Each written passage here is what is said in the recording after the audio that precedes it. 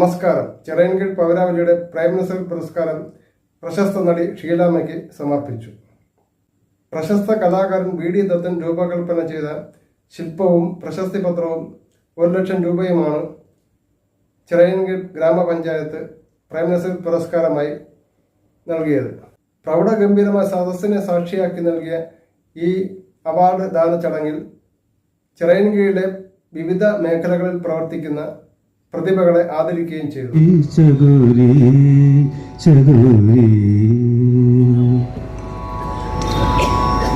പാരിജാതം തിരുമിഴി തുറന്നു പവിഴമുന്തിരി പൂത്തുവിലയിലെ തീരം. 1989 ജനുവരി 15 പ്രേം നസീർ മരണപ്പെട്ടു എന്ന വാർത്ത അന്തരിച്ച പ്രേം നസീറിന്റെ അനുജനായി പ്രേം നവാസ്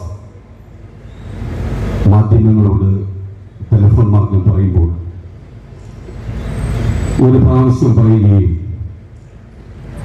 അതിനുശേഷം മിനിറ്റുകൾ കഴിയുമ്പോൾ പ്രേം നസീർ മരിച്ചിട്ടില്ല എന്ന് പത്രക്കാരോട് പറയുമ്പോൾ കേരളത്തിലെ ആകെ അതോടൊപ്പം ചിറയൻകീഴും സന്തോഷിച്ചു. മണിക്കൂറുകൾ കഴിയുമ്പോൾ ജനുവരി 15 3:45 പ്രേം നസീർ നമ്മെ വിട്ടുപിരിഞ്ഞു എന്ന വാർത്ത പത്രങ്ങളോട് പറയുമ്പോൾ അത് ചിറയൻകീഴിന് വിശ്വസിക്കാനായില്ല.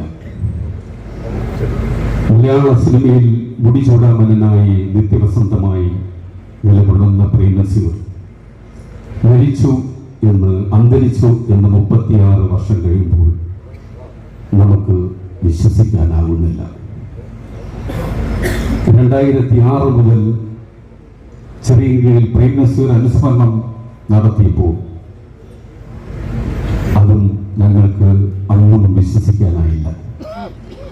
ചിറയൻകീഴിനെ എത്രത്തോളം സ്നേഹിച്ചിരുന്നു എന്നതുപോലെ തന്നെ പ്രേം നസീറിനെ മലയാളികളോടൊപ്പം തന്നെ ചിറയൻകീഴ്ക്കാരും അത്രത്തോളം സ്നേഹിച്ചിരുന്നു എന്നതാണ് അതിൻ്റെ യാഥാർത്ഥ്യം.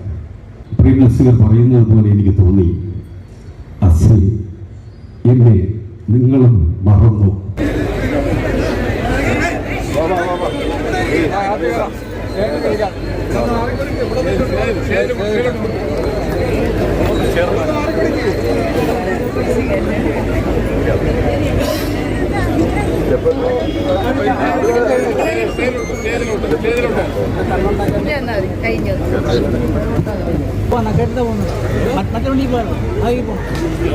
നമ്മുടെ ഈ മണ്ഡലത്തിൽ ഉടനീളം പൊതുസ്വീകാര്യനും പൊതുപ്രവർത്തകനും ഇതുപോലുള്ള പൊതുപരിപാടികളിൽ എല്ലാവരും അംഗീകരിക്കുകയും ചെയ്യുന്ന നേതൃത്വ പാഠവുമുള്ള നമ്മുടെ പ്രിയങ്കരനായ സുഭാഷിനെ ഞങ്ങൾ സ്വാഗതം ചെയ്യുന്നു. ഇന്ന് ഉദ്ഘാടനം ചെയ്യുന്നത് കേരളത്തിൻ്റെ ആരാധ്യനായ ധനകാര്യ വകുപ്പ് മന്ത്രി ശ്രീ ബാലഗോപാലാണ്. അദ്ദേഹത്തെ ഞങ്ങൾ സ്വാഗതം ചെയ്യുന്നു. ശ്രീ സജി ചെറിയാൻ സാംസ്കാരിക വകുപ്പ് മന്ത്രി എത്തിച്ചേരും ഞങ്ങൾ സ്നേഹപൂർവ്വം സ്വാഗതം ചെയ്യുന്നു. ശ്രീ ഫാസിലിനെ ഞങ്ങൾ സ്നേഹപൂർവ്വം സ്വാഗതം ചെയ്യുന്നു.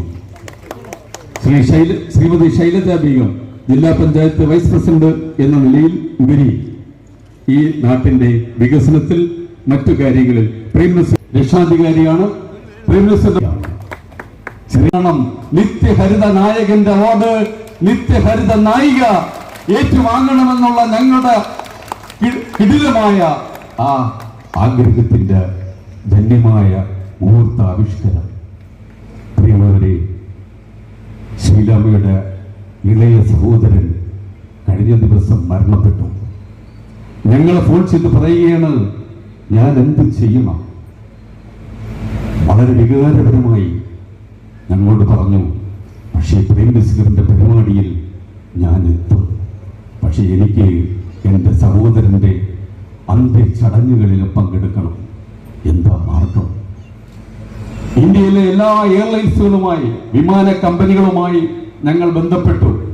ചെയ്യാൻ പറ്റുന്ന എല്ലാ മനുഷ്യ സഹജമായ എല്ലാ കാര്യങ്ങളും ചെയ്തുകൊണ്ട് ഒരു സ്ത്രീ എന്ന് മാറ്റിമറിച്ചുകൊണ്ട് ആ ചടങ്ങുകളുടെ പകുതിയിൽ ഇറങ്ങി വന്നുകൊണ്ട് ഞങ്ങളുടെ കിട്ടുന്ന ഫ്ലൈറ്റുകളിൽ, കിട്ടുന്ന എയർപോർട്ടുകളിലേക്ക് പരക്കം പാഞ്ഞുകൊണ്ടാണ് കഴിഞ്ഞ ദിവസം എത്രയോ ഫ്ലൈറ്റുകൾ മാറിക്കേറി ക്ഷീണിതയായി തീർച്ചയായിട്ടും ഇങ്ങനെ ഒരു യാത്ര ജീവിതത്തിൽ ചെയ്തിട്ടില്ല എന്ന് പറഞ്ഞുകൊണ്ട് ഈ ചിറയൻകീഴിലേക്ക് എത്തുന്നു. ഇന്നലെ 12:30 മണിക്ക് തിരുവനന്തപുരം എയർപോർട്ടിലേക്ക് എത്തുമ്പോൾ മാത്രമാണ് ഞങ്ങളുടെ ശ്വാസം യഥാർത്ഥത്തിൽ വീണത്. ഏറ്റവും നമ്മളിന്ന് എല്ലാവരും കാത്തിരിക്കുന്നത് നമ്മുടെ ഇന്നത്തെ ഈ വേദിയിലെ സൂപ്പർ താരം, നമ്മുടെ എല്ലാം മനസ്സുകൾ കീഴടക്കിയ ശ്രീമതി ഷീല അമ്മയുടെ പ്രസംഗം കേൾക്കാനാണ്. അതുപോലെ ഇവിടെ സന്നിഹിതരായിട്ടുള്ള നമ്മുടെ ബഹുമാനായ MP ഉണ്ട്, അതുപോലെ നമ്മുടെ ബഹുമാനായ MLA, വേദിയിൽ സന്നിഹിതരായിരിക്കുന്ന ഞാൻ എല്ലാവരുടെയും പേരുകൾ ഇവിടെ പറയുന്നില്ല, ബഹുമാനിരെ, ഇവിടെ തടിച്ചുകൂടിയിരിക്കുന്ന ഏറ്റവും പ്രിയങ്കരായ ഈ ചിറയൻകീഴിനെയും പ്രേംനസീറിനെയും ഈ മലയാളക്കരയെയും ഈ മലയാള സിനിമയെയും ഒക്കെ സ്നേഹിക്കുന്ന ഏറ്റവും ബഹുമാനിയുടെ പ്രിയമുള്ളവരെ, ഞാൻ നേരത്തെ ചൂണ്ടിക്കാണിച്ചതുപോലെ ഇവിടെ സ്വാഗത പ്രാസംഗ്യൻ പറഞ്ഞതുപോലെ ആ ശിലാസ്ഥാപനം നടത്തി ഏതാനും 4 വർഷം പിന്നിടുകയാണ്.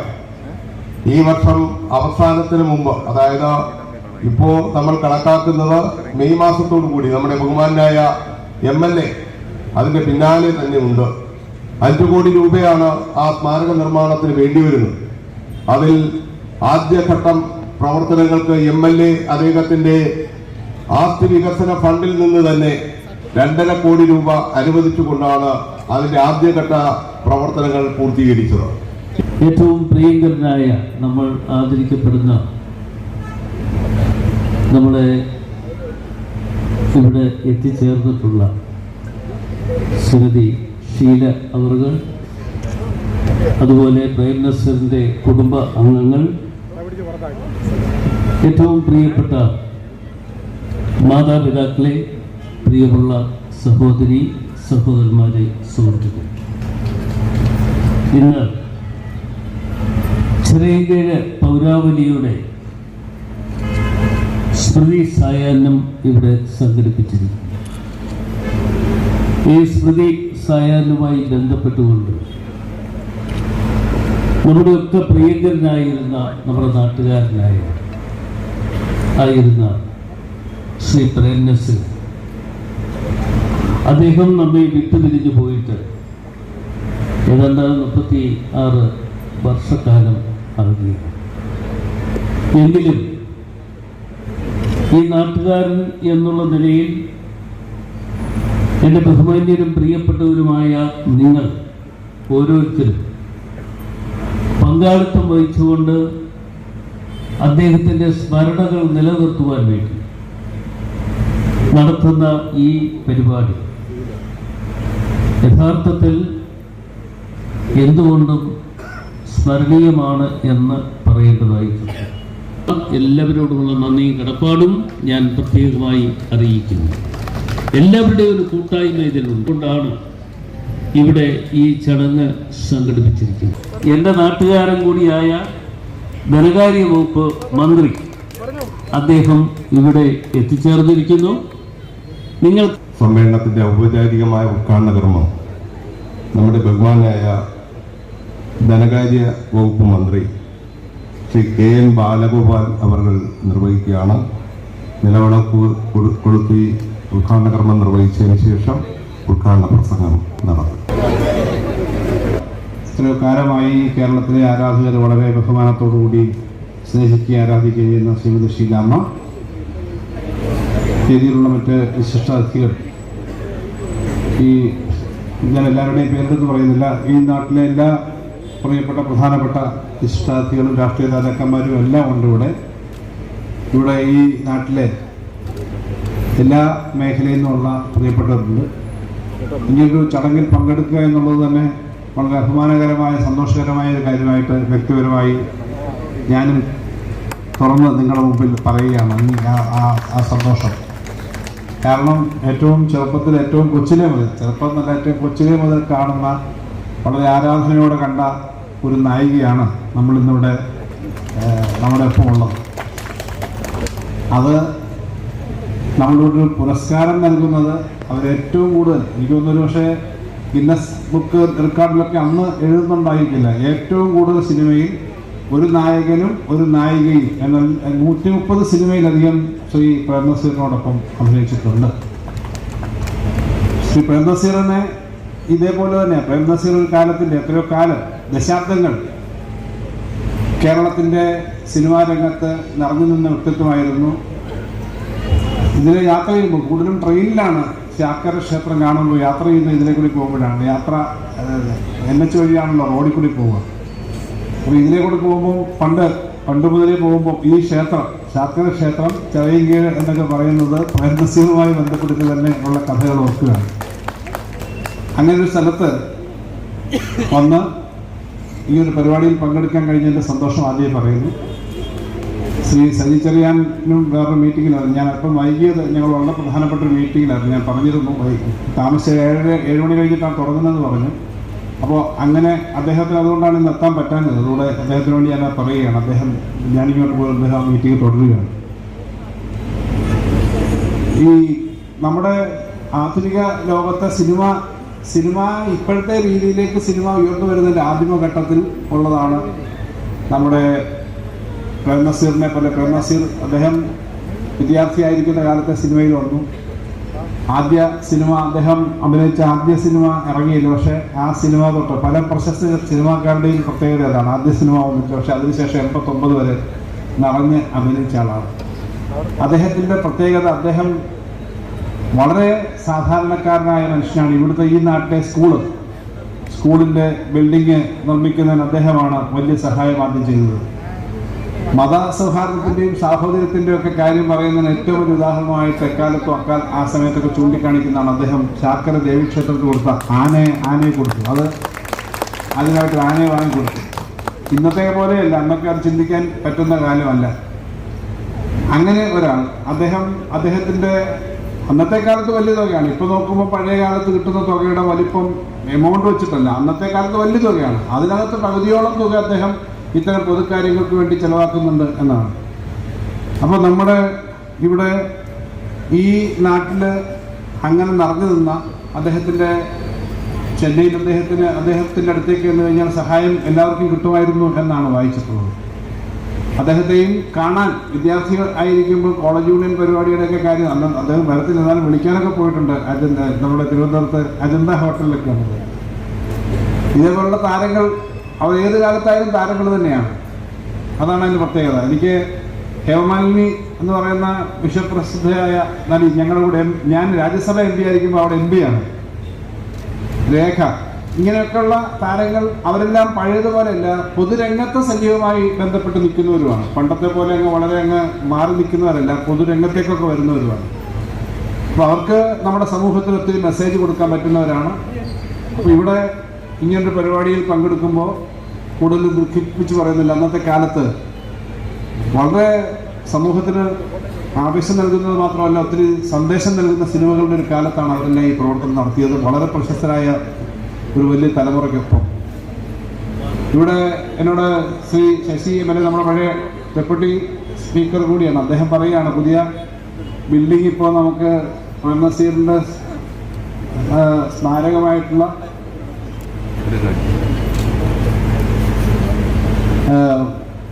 ബിൽഡിങ് 5 കോടി രൂപയുടെ ഒരു പുതിയ കെട്ടിടം ഇപ്പോൾ ഇവിടെ വരും. അതിൻ്റെ കാര്യങ്ങൾ അതിൻ്റെ അടുത്ത അഡ്മിനിസ്ട്രേറ്റീവ് സാങ്ഷൻ്റെ കാര്യമായിരുന്നു പറഞ്ഞത്. അടുത്ത കെട്ടിടം വരികയാണ്. പിന്നെ ഈ ബഹുമാനായ പ്രേംനസീറിൻ്റെ അനുസരണ ഒരു കമ്മിറ്റി ഉണ്ട് ഇവിടെ. ആ കമ്മിറ്റിക്ക് ഈ വർഷവും 10 ലക്ഷം രൂപ ബഡ്ജറ്റിൽ നമ്മൾ ഈ പ്രവർത്തനത്തിനായിട്ട് മാറ്റി വെച്ചിട്ടുണ്ട്. അപ്പം എന്നോട് ഇതിൻ്റെ ഭാരവാഹികൾ പറഞ്ഞു, ഞാൻ പറഞ്ഞു അത് പ്രത്യേകം പറയണ്ട, ആ പണം വെച്ചിട്ടുണ്ടെന്ന് പറഞ്ഞു.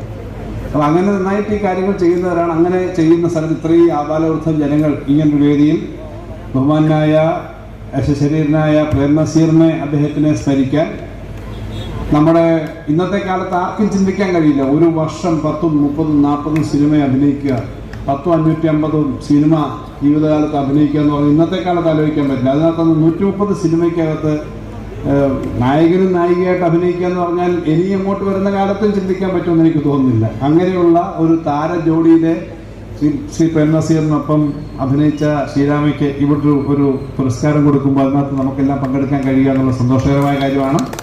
ഞാൻ കൂടുതൽ സംസാരിക്കുന്നില്ല. ഈ സന്തോഷത്തിൽ പങ്കുചേർന്നുകൊണ്ട് എല്ലാ ആശംസകളും നേർന്നുകൊണ്ട് ഞാൻ എൻ്റെ വാക്കുകൾ അവസാനിപ്പിക്കുന്നു. എല്ലാവർക്കും ആശംസകളും അഭിവാദ്യങ്ങളും അർപ്പിക്കുന്നു. ശ്രീരാമയ്ക്ക് പ്രത്യേകിച്ച് ഇനിയും ദീർഘകാലം നമ്മുടെ സമൂഹത്തിൽ അവരുടെ ഈ പ്രവർത്തനങ്ങളുമായി മുന്നോട്ട് പോകാൻ കഴിയട്ടെ. ആയുരാരോഗ്യത്തോടെ മുന്നോട്ട് പോകാൻ പറയട്ടെ. ഈ യോഗം ഉദ്ഘാടനം ചെയ്തതായി അറിയിച്ചുകൊണ്ട് വാക്ക് വെച്ചിരിക്കുന്നു. എന്നെ സംബന്ധിച്ചിടത്തോളം വളരെ സന്തോഷകരമായ ഒരു മുഹൂർത്തമാണ്. മുമ്പ് പ്രേംനസീറിന്റെ നാമധേയത്തിൽ നമ്മൾ ഇതുപോലുള്ള സിവിൽ സായാഹ്നങ്ങൾ സംഘടിപ്പിച്ചിട്ടുണ്ട്. ഇതിനകമൂടെ സൂചിപ്പിച്ച് 15 തവണ നമ്മൾ ഇതുപോലെ സിവിൽ സായാഹ്നം സംഘടിപ്പിച്ചു. പ്രേംനസീറിനെ കുറിച്ച് ധാരാളം വ്യക്തിത്വങ്ങൾ ഈ വേദിയിൽ അദ്ദേഹത്തിൻ്റെ സർവോന്മുഖമായ കഴിവുകളെ സംബന്ധിച്ചുമൊക്കെ പ്രശംസിച്ചവർക്ക് പ്രഭാഷണങ്ങൾ നമ്മൾ കേട്ടിട്ടുണ്ട്. എനിക്ക് അദ്ദേഹത്തിൻ്റെ ഓർമ്മകൾ നിലനിൽക്കുന്ന കുറേ സ്ഥലങ്ങൾ ഇവിടെയുണ്ട്, കുറേ സ്മാരകങ്ങളുണ്ട്. അതൊന്നാണ് നമ്മുടെ Prem Nazir memorial higher secondary school. ആ Prem Nazir memorial higher secondary school അതിൻ്റെ അടിസ്ഥാന സൗകര്യങ്ങൾ വികസിപ്പിക്കുന്നതിന് വേണ്ടി ഏതാണ്ട് 5 കോടിയോളം രൂപ നമ്മൾ ഇതിനകം ചെലവഴിച്ചു. ഇനി 5 കോടിയും കൂടെ ചെലവഴിച്ച് നമ്മൾ ഈ നിയോജകമണ്ഡലത്തിലെ ഏറ്റവും നല്ല അടിസ്ഥാന സൗകര്യമുള്ള ഒരു ഹയർ സെക്കൻഡറി സ്കൂളാക്കി മാറ്റുകയാണ്. അതുപോലെ തന്നെ അദ്ദേഹത്തിൻ്റെ കൂടി സുലഭമായി അദ്ദേഹം ശിലാസ്ഥാപന കർമ്മം നിർവഹിച്ച ഒരു ഗ്രന്ഥശാലയുടെ നമ്മുടെ പാലകുന്നിൽ അത് പുറമ്പോക്ക് ഭൂമിയിലായിരുന്നു. 5 സെന്റ് സ്ഥലം നമുക്ക് സർക്കാരിൽ നിന്നും അനുവദിച്ച് കിട്ടി. അവിടെ അദ്ദേഹത്തിൻ്റെ നാമധേയത്തിൽ തന്നെ ഒരു ഗ്രന്ഥശാല നിർമ്മിക്കുന്നതിനുള്ള നടപടികൾ നമ്മൾ സ്വീകരിച്ചിട്ടുണ്ട്. മറ്റൊരു സ്മാരകം ഇവിടെ സൂചിപ്പിച്ചു, ഒരു പ്രേം നസീർ സ്മാരക സമുച്ചയം. അതിൻ്റെ നിർമ്മാണ പ്രവർത്തനങ്ങൾ പുരോഗമിക്കുകയാണ്. ഏതാനും മാസങ്ങൾക്കുള്ളിൽ തന്നെ അതിനെ പൂർത്തിയാക്കി അതിൻ്റെ ഉദ്ഘാടനം നിർവഹിക്കാൻ കഴിയും എന്നത് എഴുതുകയാണ്. പ്രേം നസീറിൻ്റെ 3ാം തലമുറക്കാരനാണ് അദ്ദേഹം. ഒരു പരിപാടിയുടെ 2 മിനിറ്റുള്ള ഒരു പരിപാടി പ്രേം നസീറിനെ അനുകരിച്ചുകൊണ്ട് ചെയ്യുകയാണ്. പിന്നെ ഞാൻ അദ്ദേഹത്തിനെ പറ്റി വിശേഷിപ്പിക്കുന്നത് ഒരു നന്മയുടെ പൂമരമായിരുന്നു അദ്ദേഹം. ഒരു കലാകാരന് എങ്ങനെ നല്ലൊരു മനുഷ്യനാകാം എന്ന് കാട്ടിത്തന്നതായിരുന്നു അദ്ദേഹത്തിൻ്റെ ജീവിതം. ഞാൻ ഇവിടെ 3 സിനിമയിലെ സംഭാഷണ രംഗമാണ് ഞാൻ നിങ്ങളുമായി പങ്കുവയ്ക്കാൻ ആഗ്രഹിക്കുന്നത്.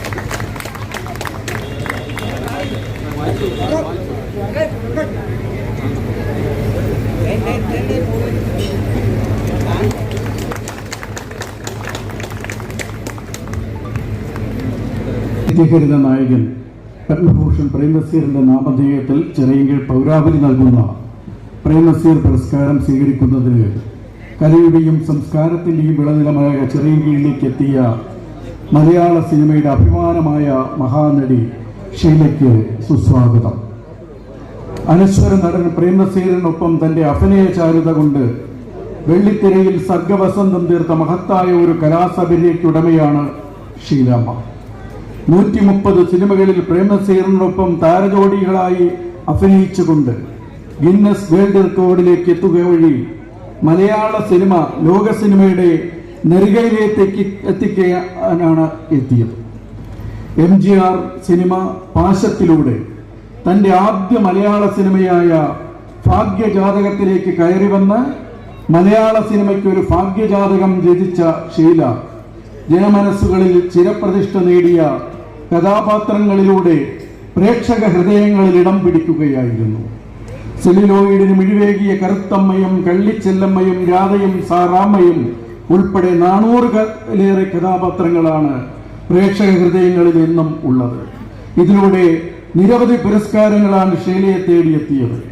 ഒരു ആർട്ടിസ്റ്റ് തൻ്റെ പ്രതിഭാവിലാസം കൊണ്ട് ഒരു കാലഘട്ടത്തിന്റെ കലാസാംസ്കാരിക ബോധത്തെ ഒരേ സമയം സ്വാധീനിക്കുവാനും നിർണയിക്കുവാനും പ്രതിദാനം ചെയ്യുവാനും കഴിഞ്ഞു എന്നതിൻ്റെ ഉത്തമ ദൃഷ്ടാന്തമാണ് ഷീല. അഭിനയത്തോടൊപ്പം സംവിധാനവും ചിത്രരചനയും സാഹിത്യരചനയും തൻ്റെ കലാവ്യക്തിത്വത്തെ മികവുറ്റതാക്കിയിരിക്കുന്നു. മലയാള സിനിമയെ പ്രോജ്വലമാക്കിയ മഹാനടി ഷീലയ്ക്ക് പ്രേംനസീർ പുരസ്കാരം 2025 സമർപ്പിച്ചുകൊണ്ട് ചിറയിൻകീഴ് പൗരാവലിയുടെ എല്ലാവിധമായിട്ടുള്ള ഭാവുകങ്ങളും നേരുന്നു. പ്രേംനസീർ അനുസ്മരണ കമ്മിറ്റിക്ക് വേണ്ടി R Subhash chairman, advocate S V Anilal general convener, script Biju Shankar. പ്രിയപ്പെട്ട സുഹൃത്തുക്കളെ, നിങ്ങളെല്ലാം നേരിട്ട് കാണാൻ സാധിച്ചതിൽ എനിക്ക് അതിയായ സന്തോഷമുണ്ട്. ഇതിനൊരവസരം നൽകിയ ശ്രീ അനിലാലോടും സുഭാഷിനോടും ഞാൻ എൻ്റെ നന്ദി രേഖപ്പെടുത്തുന്നു.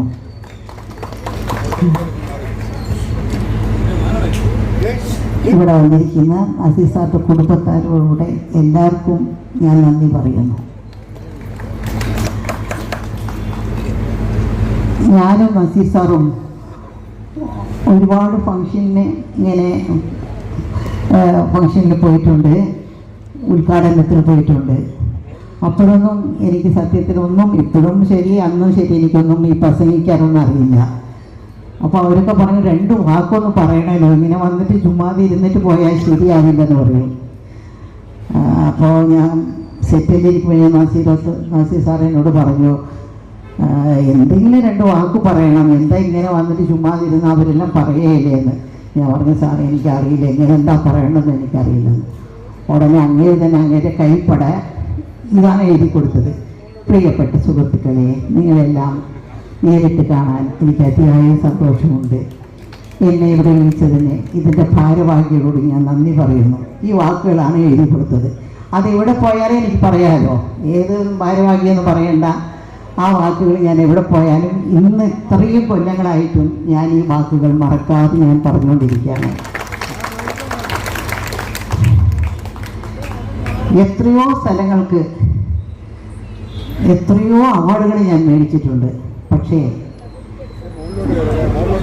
ഈ ഞങ്ങളുടെ നസീർ സാർ ജനിച്ച ഈ പുണ്യഭൂമിയിൽ വന്ന് ഈ അവാർഡ് മേടിക്കുന്ന സന്തോഷം സത്യത്തിൽ എൻ്റെ കണ്ണ് നിറഞ്ഞുപോയി. എനിക്ക് അത്രത്തോളം സന്തോഷമുണ്ട്, അത്രത്തോളം സന്തോഷം. കാരണം അങ്ങേരുടെ നാട്ടിൽ വന്ന് അങ്ങേരുടെ പേരിലുള്ള അവാർഡ് മേടിക്കാനുള്ള, എൻ്റെ ജീവിതകാലത്തിൽ മേടിക്കാനുള്ള ഒരു സന്ദർഭം എനിക്ക് ഒരുക്കി തന്ന ഇതിൻ്റെ ഭാരവാഹികൾ എല്ലാവരോടും ഞാൻ നന്ദി പറയുന്നു.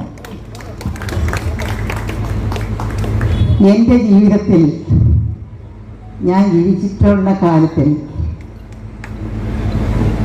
അങ്ങേര് ജീവിച്ചിരിക്കുമ്പോഴും ശരി, ഞങ്ങളുടെ കുടുംബത്തിലുള്ള ആൾക്കാരോട് കഴിഞ്ഞതിനേക്കാൾ കൂടുതൽ സമയം ഞങ്ങൾ 2 പേരും കഴിഞ്ഞിട്ടുണ്ട്. എപ്പോഴും സെറ്റുകളിലായിരിക്കും.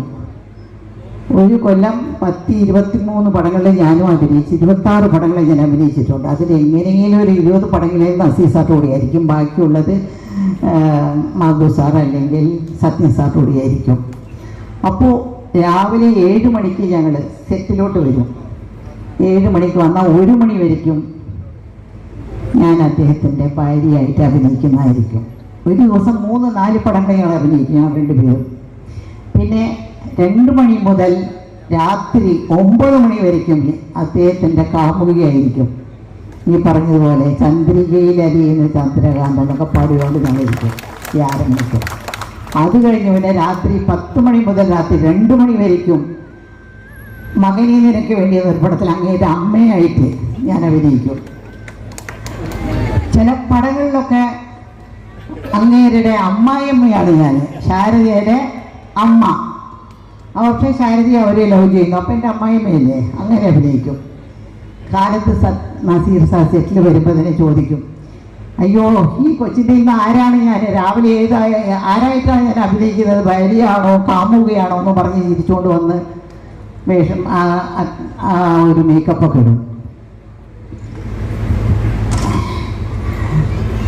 ഞാൻ വന്ന് ആദ്യമായിട്ടല്ല ഈ ചിരങ്കീഴിൽ വരുന്നത്. ഇതിനു മുമ്പ് 2-3 പ്രാവശ്യം ഞാൻ നസീർ സാറിൻ്റെ വീട്ടിൽ വന്നിട്ടുണ്ട്.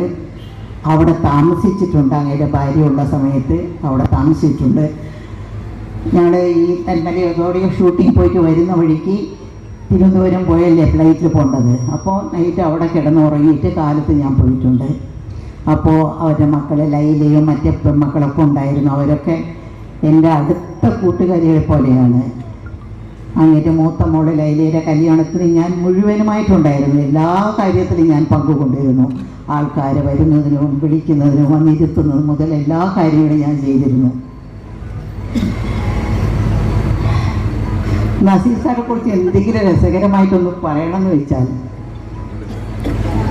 ഒരിക്കൽ ഷൂട്ടിംഗ് സമയത്ത് സെറ്റിൽ വെച്ച് അങ്ങനെ പെട്ടെന്ന് ഇക്കിള് വന്നു. നിക്കിള് വരില്ലേ, അങ്ങനെ ഇക്കിള് വന്നു. എന്ത് ചെയ്താലും ഇക്കിള് നിൽക്കുന്നില്ല.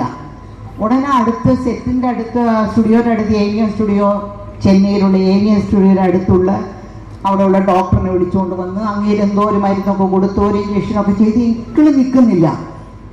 ആകപ്പാട് എല്ലാവരും പേടിച്ച. കാരണം കാലത്ത് ഒരു 7 മണിക്ക് തുടങ്ങി ഇക്കിള് 11 മണി 12 മണി ആയിട്ട് നിൽക്കുന്നില്ല.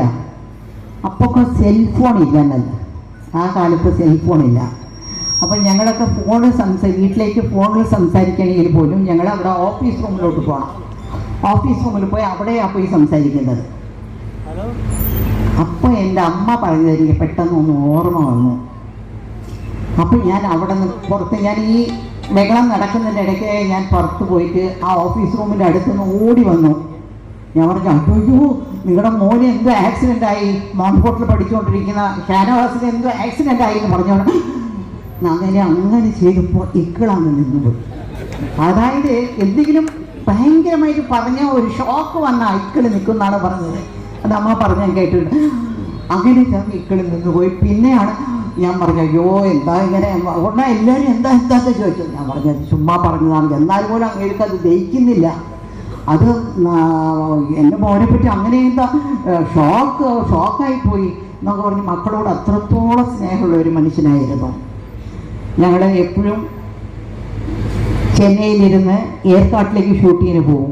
അപ്പോൾ ഷാനവാസൊക്കെ അവരുടെ 2 പെൺമക്കളും പഠിച്ചുകൊണ്ടിരുന്നത് അവിടുത്തെ മോൺഫോർട്ട് സ്കൂളിലായിരുന്നു. അപ്പം ഞങ്ങൾ എപ്പോഴും കാണാൻ പോകും. അവിടെ നിന്ന് പോയിട്ട് ഞങ്ങളെല്ലാം പോയി. ആ മക്കളൊക്കെ ചെറുപ്പം മുതലേ ഞങ്ങൾക്ക് വളരെ ഞങ്ങളുടെ ഒരു ഫാമിലി പോലെയായിരുന്നു. വാസ്തവത്തിൽ ഈ സാംസ്കാരിക നാടകത്തിൻ്റെ, ഈ സാംസ്കാരിക സിനിമയുടെ ക്ലൈമാക്സ് കഴിഞ്ഞു. ശീലമ്മ പ്രേമനസീർ സ്മൃതി സായാഹ്ന അവാർഡ് സ്വീകരിച്ചതോടെ സ്വന്തം പ്രൊഫഷണൽ നാടക ട്രൂപ്പിൽ മലയാള സിനിമാ ലോകത്തെ പ്രഗത്ഭരായ തിലകൻ, JK പിള്ള, ONV കുറുപ്പ്, ബിജു തിരുമല തുടങ്ങിയവർ ഭാഗമായിരുന്നു. മലയാള സിനിമാ താരങ്ങളെ ഉൾപ്പെടുത്തി വിദേശ പ്രോഗ്രാമുകൾ അദ്ദേഹം സംഘടിപ്പിച്ചു. സാംസ്കാരിക വേദിയിലെ നിറസാന്നിധ്യമാണ് അദ്ദേഹം. അഡ്വക്കേറ്റ് വെൺകുളം ജയകുമാർ 227 പ്രൊഫഷണൽ നാടകങ്ങളുടെ രചയിതാവ്. ആദ്യ 2 നാടകങ്ങൾ സംവിധാനം ചെയ്തത് നാടകാചാര്യൻ തോപ്പിൽ ഫാസി. ഇതുവരെ 39 അവാർഡുകൾ. 2021 സാംസ്കാരിക വകുപ്പിന്റെ മികച്ച നാടകത്തിനുള്ള അവാർഡിന് അർഹനായി. 2023 കേരള നാടക സംഗീത അക്കാദമിയുടെ ഗുരുപൂജ അവാർഡ് അദ്ദേഹത്തെ തേടിയെത്തി. നാടക രചയിതാവെന്ന നിലയിൽ ഗിന്നസ് റെക്കോർഡിലേക്ക് പ്രയാണത്തിലാണ് അദ്ദേഹം. അടുത്തത് ഡോക്ടർ വിനീത. മുത്തുസ്വാമി ദീക്ഷിതരുടെ കൃതികളിൽ ഹിന്ദുസ്ഥാനി സംഗീതത്തിന്റെ സ്വാധീനം എന്ന വിഷയത്തിൽ കേരള സർവകലാശാലയിൽ നിന്നും സംഗീതത്തിന് PhD ബിരുദം നേടി. തിരുവനന്തപുരം സർക്കാർ വനിതാ കോളേജ് സംഗീത വിഭാഗം അസിസ്റ്റന്റ് പ്രൊഫസറായി സേവനമനുഷ്ഠിക്കുന്നു. 300-ലേറെ സംഗീത കച്ചേരികൾ നടത്തിയിട്ടുണ്ട്. ആൾ ഇന്ത്യ റേഡിയോയിലെ ഗ്രേഡഡ് ആർട്ടിസ്റ്റാണ്. ചാനലുകളിലെ ഇൻവൈറ്റഡ് ആർട്ടിസ്റ്റുമാണ്. അടുത്തത് അനിൽ ദേവ്. ഉയർന്ന കേന്ദ്ര സർക്കാർ ഉദ്യോഗസ്ഥനായിരുന്നപ്പോഴും ഒരു കർഷകനായി ജീവിച്ച അസാധാരണ വ്യക്തിത്വം. ജൈവവളം മാത്രം ഉപയോഗിച്ച് വൈവിധ്യമാർന്ന പച്ചക്കറികളും ഫലങ്ങളും കൃഷി ചെയ്യുന്നു. ആരോഗ്യമുള്ള ജനതയ്ക്ക് ജൈവകൃഷി അതാണ്. അടുത്തത് പഞ്ചമം സുരേഷ്, ഒരു ജനകീയ ഗായകൻ. ശ്രീ സ്വാതിരുന്നാൾ ഗവൺമെന്റ് സംഗീത കോളേജിൽ നിന്നും ഗാനഭൂഷണം പാസായി വിവിധ വേദികളിൽ ഗാനമേളകൾ നടത്തി വരുന്നു. സംഗീത സംവിധായകനായും നാടക പിന്നണി ഗായകനായും തന്റെ കഴിവുകൾ തെളിയിച്ചു. സുരേഷ് ബാബു ശോചനീയമായ സാമൂഹ്യ പ്രശ്നങ്ങൾ റിപ്പോർട്ട് ചെയ്ത് സർക്കാരിന്റെ കണ്ണു തുറപ്പിക്കുന്ന പത്രപ്രവർത്തകൻ. കോവിഡ് കാലത്ത് പട്ടിണിയിലായ സ്റ്റേജ് കലാകാരന്മാരെ കുറിച്ച് അദ്ദേഹം ദീപികയിൽ പരമ്പര എഴുതി. അതിന്റെ ശീർഷകം ഇങ്ങനെയായിരുന്നു: ആദി പൂക്കുന്ന വേദികൾ. ആദിക്ക് സർക്കാർ തലത്തിൽ പരിഹാരമുണ്ടായി. കേന്ദ്ര ആസൂത്രണ കമ്മീഷന്റെ സേവക് ഹോണർ ദേശീയ പുരസ്കാരം ലഭിച്ചിട്ടുണ്ട്. മറ്റ് പല പുരസ്കാരങ്ങളും അദ്ദേഹത്തെ തേടിയെത്തി. അടുത്തത് രാജേഷ് രാജേന്ദ്രൻ, ഫോട്ടോഗ്രാഫിയിലൂടെ കഥ പറയുന്ന ഫോട്ടോഗ്രാഫർ. 2024 സംസ്ഥാന സ്കൂൾ കലോത്സവത്തിൽ ഏറ്റവും നല്ല ഫോട്ടോയ്ക്കുള്ള അവാർഡ് ജേതാവായിരുന്നു. 2010 പ്രസ് ക്ലബിന്റെ സംസ്ഥാന അവാർഡിന് അദ്ദേഹം അർഹനായി. അടുത്തത് അപർണ എസ്. പഞ്ചാബിൽ വെച്ച് നടന്ന 37ാമത് സീനിയർ നാഷണൽ ബേസ്ബോൾ ചാമ്പ്യൻഷിപ്പിൽ കേരള ടീം അംഗമായിരുന്നു. കേരള ടീം 3ാം സ്ഥാനം കരസ്ഥമാക്കി. വളർന്നു വരുന്ന കായിക താരമാണ് ശ്രീ അപർണ. അടുത്തത് ശ്രീദേവി. പഞ്ചാബിൽ വെച്ച് നടന്ന 37ാമത് സീനിയർ നാഷണൽ ബേസ്ബോൾ ചാമ്പ്യൻഷിപ്പിൽ കേരള ടീം അംഗമായിരുന്നു. അപർണയും ശ്രീദേവിയും ഒരേ ടീമിലെ താരങ്ങളായിരുന്നു. ദേശീയ തലത്തിൽ 3ാം സ്ഥാനം കരസ്ഥമാക്കി. അടുത്തത് ആദിൽ. ഉത്തരാഖണ്ഡിൽ വെച്ച് 2025 നടന്ന 38ാമത് നാഷണൽ ഗെയിംസ് ഖോഖോയ്ക്ക് ബ്രോൺസ് മെഡൽ നേടി. 2023 ഗോവയിൽ വെച്ച് നടന്ന നാഷണൽ ഗെയിംസും അദ്ദേഹത്തിന് 3ാം സ്ഥാനം കരസ്ഥമാക്കി. നാഷണൽ യൂണിവേഴ്സിറ്റി മത്സരങ്ങളിൽ ധാരാളം സമ്മാനങ്ങൾ നേടിയ വ്യക്തിയാണ് ശ്രീ അതിൽ എ. അടുത്തത് അനീഷ് പാപ്പാല. അദ്ദേഹം കോമഡി സീരിയൽ ആർട്ടിസ്റ്റാണ്. ടിവിയിലെ പ്രോഗ്രാമുകളെല്ലാം നമ്മൾ സ്ഥിരമായിട്ട് കാണുന്ന നല്ലൊരു കൊമേഡിയനാണ്.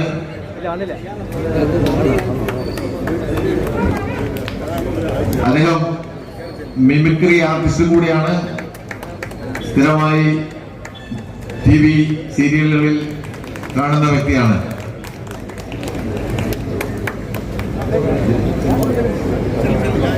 സിനിമ സ്ക്രിപ്റ്റ് സ്ത്രീ കേന്ദ്രമാക്കി രചന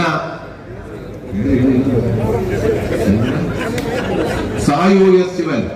Chirayinkeezhu retired programme coordinator Doordarshan. രണ്ടാമത് രതീഷ് ശാസ്ത്രവട്ടം വരച്ച ശീലാമ്മയുടെ ചിത്രം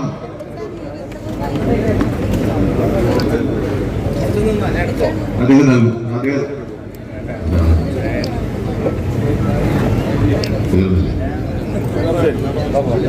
ഒരു പടം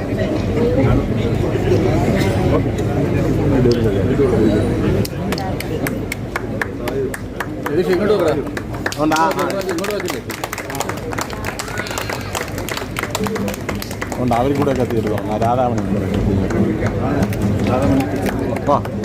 ഇത് കഴിഞ്ഞിട്ട് എടുത്താ ഇതെടുത്താ